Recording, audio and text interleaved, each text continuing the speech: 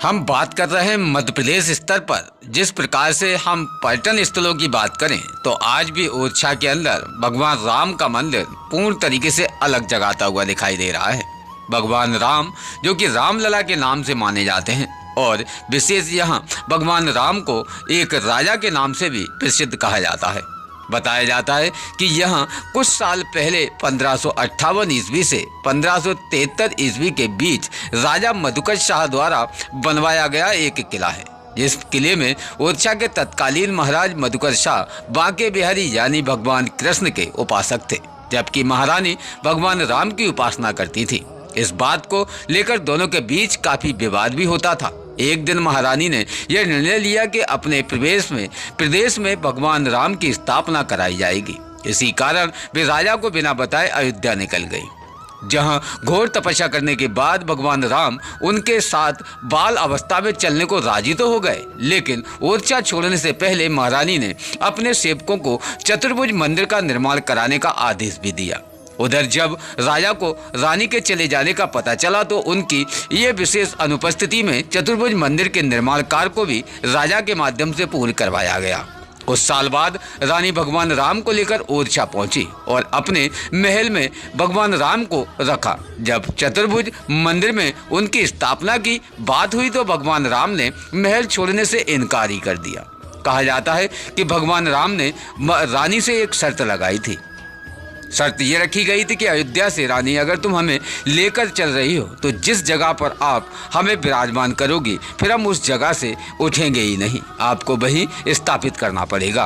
रानी इस शर्त को मानते हुए भगवान राम को अपने धाम ओरछा लेकर आए, जहां ओरछा में उन्होंने मंदिर की भव्य स्थापना कराने के बाद जब भगवान राम को उन्होंने अपनी रसोई में छोड़ दिया, उसके बाद भगवान रसोई से उठे ही नहीं और वो मंदिर भगवान रामलला के नाम से प्रसिद्ध हो गया।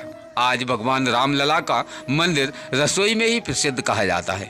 बताया जाता है कि भगवान विष्णु अवतार चतुर्भुज के नाम से पहचाने जाने वाले मंदिर चतुर्भुज का निर्माण कार्य रानी ने करवाया। जिस रानी के निर्माण कार्य का उद्देश्य था भगवान राम की प्रतिमा को स्थापित कराना, लेकिन वहां पर राजा के माध्यम से भगवान विष्णु को स्थापित करा दिया गया।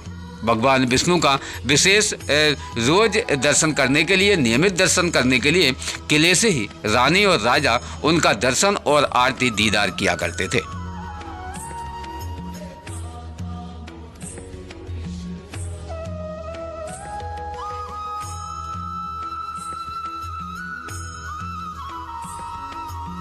आज आपको ओरछा धाम के उस जगहों पर दीदार कराने के लिए पहुंचे जहां भगवान राम भी कहीं विराजमान होने के लिए सबसे पहले चतुर्भुज मंदिर में आए थे। लेकिन यह चतुर्भुज मंदिर की बताई जाती है कि यह रानी के माध्यम से विशेष यहाँ कुछ कमियां देखने के लिए जब चतुर्भुज मंदिर में प्रवेश किया गया तो भगवान राम को वो रसोई में छोड़कर चली आई थी कि शायद ही भगवान राम को अगर किसी भी प्रकार से आसन पर अगर हम विराजमान कर रहे हैं तो किसी भी प्रकार की कोई कमी न रहे। उसके बाद ये चतुर्भुज मंदिर का निर्माण हुआ था और इस चतुर्भुज मंदिर में विशेष यहाँ जो गार्ड हैं, यहाँ मनोज सिंह जो गार्ड हैं, जो यहाँ पर आपको इस चतुर्भुज मंदिर के बारे में भी बताएंगे। आपको यहाँ विशेष कई ऐसी पुरानी 16वीं शताब्दी की बनी हुई इमारतें हैं, उनके बारे में भी मनोज जी बताएंगे। मनोज जी बताएं विशेष यहाँ क्या जी। और मैं यहाँ एक्चुअली मैं यहाँ 15 साल से इसी मंदिर में है और जो यहाँ पर लोग आते हैं तो अपना यहाँ मेन मंदिर है, अपना जो राम जी मंदिर है, राम मंदिर हुआ और जिस टेम्पल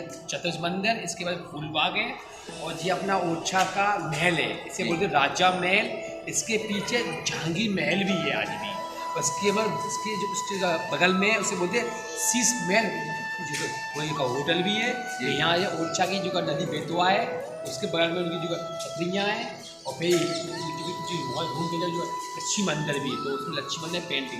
ये मंदिर सब 16वीं शताब्दी का है सब। जी, तो आप ये पूरी लोगों को घुमाते हैं। हाँ, उसके लिए आप पूरा गाइड करते हैं, कहीं कोई व्यक्ति भटके ना, परेशान ना हो। तो क्या है, इसे बोलते भूल भुलैया बोलते हैं इसमें। तो मैं इसे घुमाता हूँ 200-300 रुपये चार्ज लेता, पूरा टॉप तक, जैसा बालकनी है इसके टॉप तक पूरा घुमा के ले आती है। कोई तो कहीं कम से कम 8 घंटे लगता है घुमा लीजिए।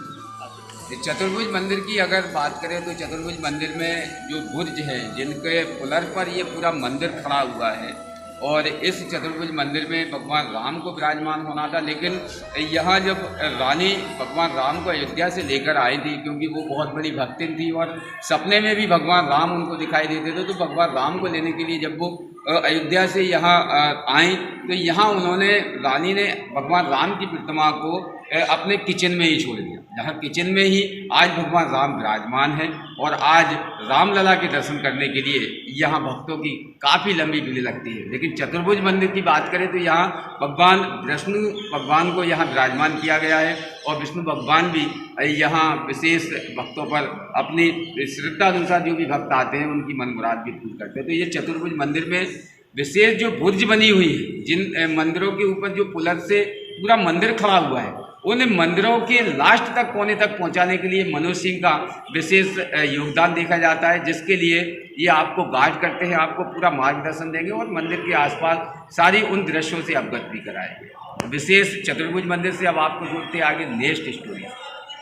रोज़ ताज़ा खबरें देखने के लिए हमारा चैनल DVC 24 न्यूज़ को सब्सक्राइब करें, साथ ही बेल आइकन भी दबाएं।